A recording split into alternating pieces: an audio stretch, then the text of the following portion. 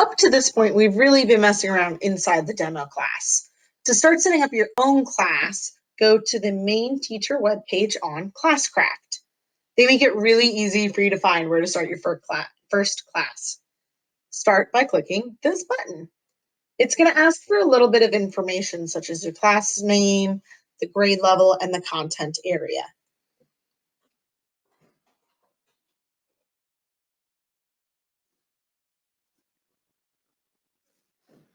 Now, it's important to know that once you've set up your first class, it's really easy to use this import settings tool to ensure that all your class periods have the same settings.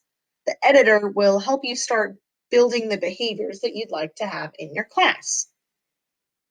Choose from the preset list and know that when you're done, you can always go back in and add and remove and edit as needed, just as was shown in the last video. Remember what we discussed in the last video about making sure these are going to support what you need in your classroom, especially as you start looking at the powers. Be aware that when you're looking at the sentences, the more options you have, the more variety you're going to have in the sentences. Now, this is a very important thing to fill out correctly. It is asking for the game duration. The game will automatically balance and adjust the number of experience points students need to level up based on how much time they will be in your class. It is really important to make sure that you properly set this up.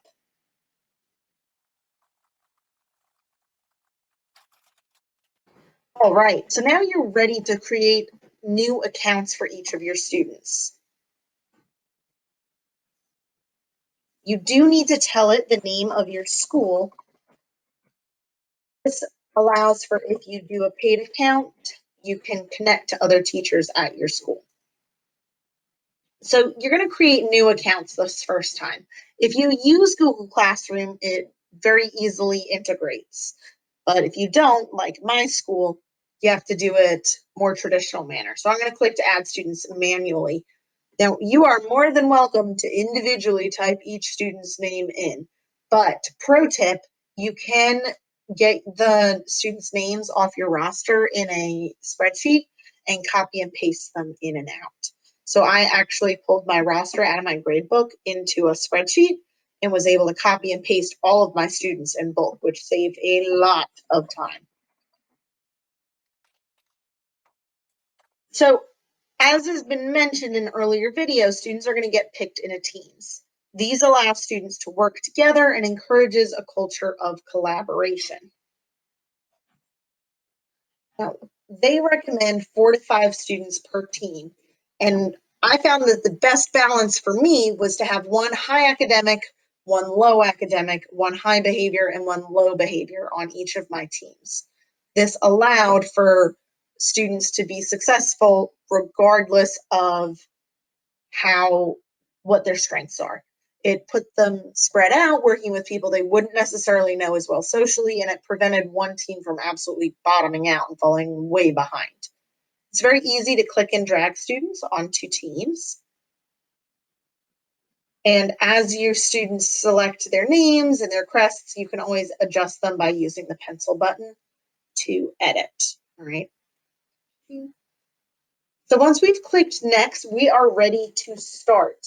So I always like to start off with a student intro because there are lots of resources down here at the bottom that are very, very helpful, right? The day before you start Classcraft with your students, you're going to want to spend some time down here.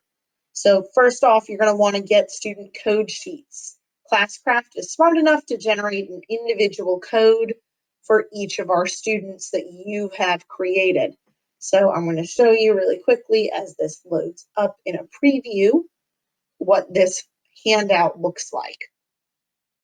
There it is. So it gives the kid's name, it gives the student code, and a parent code.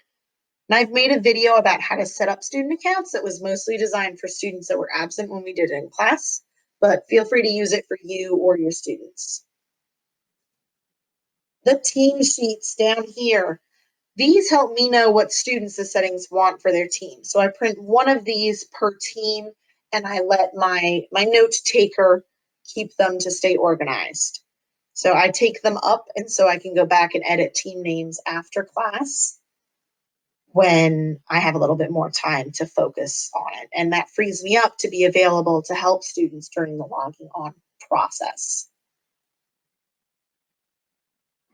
The rule summary is also down here. I usually print one of these per team. What it does is it lays out all of the different ways students can get action points and health points. It gives a preview of each of the 3 different character types. You can see that here.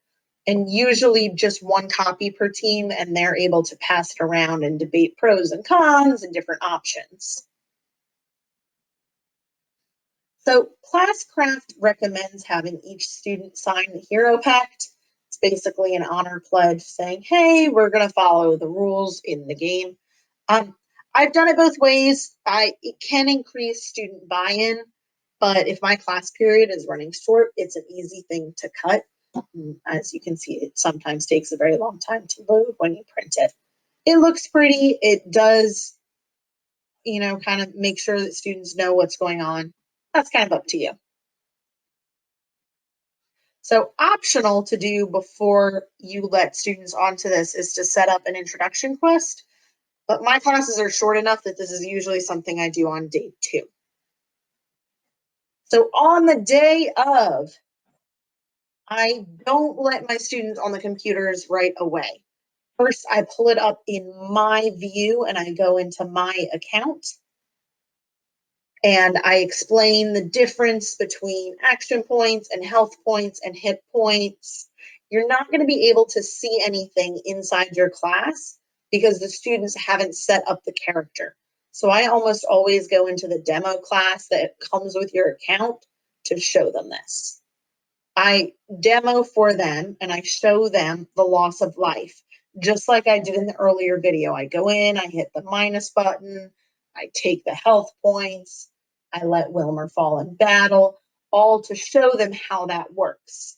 I also usually go through and look at some of what the higher level characters look like, just so that students can see that as they level up, their characters are going to be able to look vastly different and in ways that are going to suit their personalities.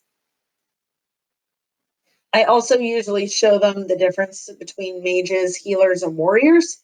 When students log in, they're prompted with a graphic that'll show them the difference, but I like to front load this just a little bit.